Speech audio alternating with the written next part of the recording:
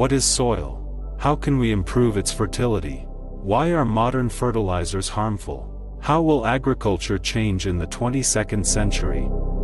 According to research scientists at Agricultural University of Hohenheim, the effects of global soil chemicalization are monstrous. Because of the abundance of mineral fertilizers, nitrates have become an essential ingredient in drinking water. And, much worse, there is not a single field near major cities where mercury levels are below the maximum allowable concentration. In recent years, agriculture has worked the old-fashioned way, squeezing all the life out of the soil while using cheap chemical fertilizers. And failures were usually blamed on bad weather and the lack of hands and machinery.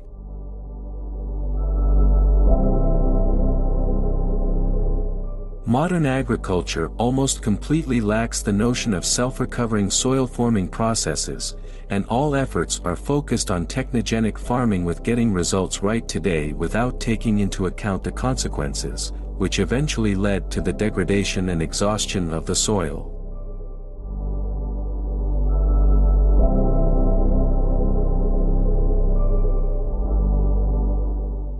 Humic acids have the property to bind poisonous substances, such as salts of heavy metals, radionuclides, aromatic hydrocarbons and others, which appear during industrial and other human economic activities.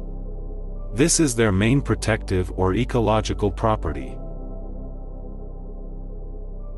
Toxins bound in this way are preserved and then slowly recycled by microorganisms and do not enter the organisms of living beings and humans.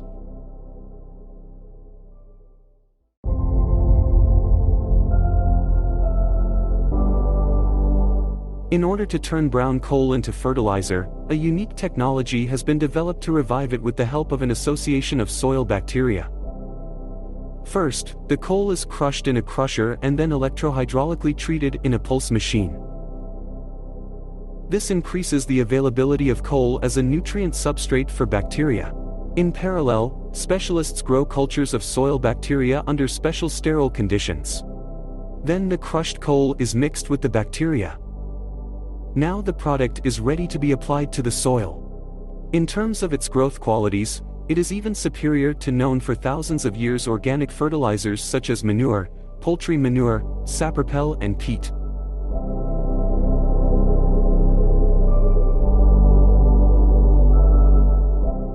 The experiment is carried out on high beds on clean sand in the open ground, as well as on plots of land on which no agricultural activity was carried out in recent years. And for many decades before that was a tank training ground.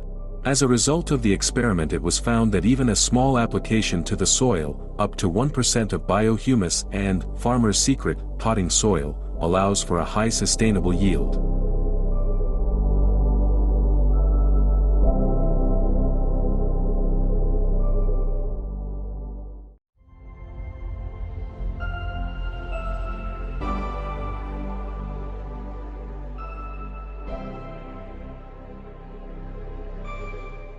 The experiment is carried out on high beds on clean sand in the open ground, as well as on plots of land on which no agricultural activity was carried out in recent years, and for many decades before that was a tank training ground. As a result of the experiment, it was found that even a small application to the soil, up to 1% of biohumus and, farmer's secret, potting soil, allows for a high sustainable yield. By renting out eco-houses with green roofs, indoor gardens and greenhouses, we bring nature into the immediate area where people live.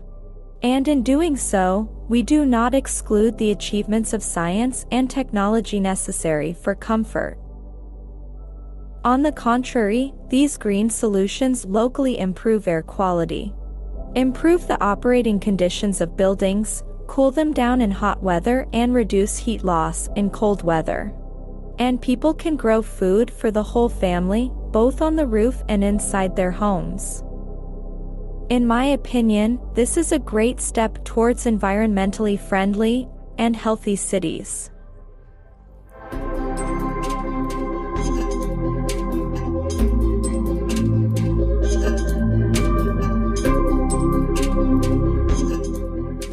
Scientists argue that it is at least impractical for the world's agricultural sector to expect rich harvests in the next 200 years. The problem of soil impoverishment is becoming acute. Revolutionary changes in the agricultural world are long overdue, but fortunately, the way out has already been found.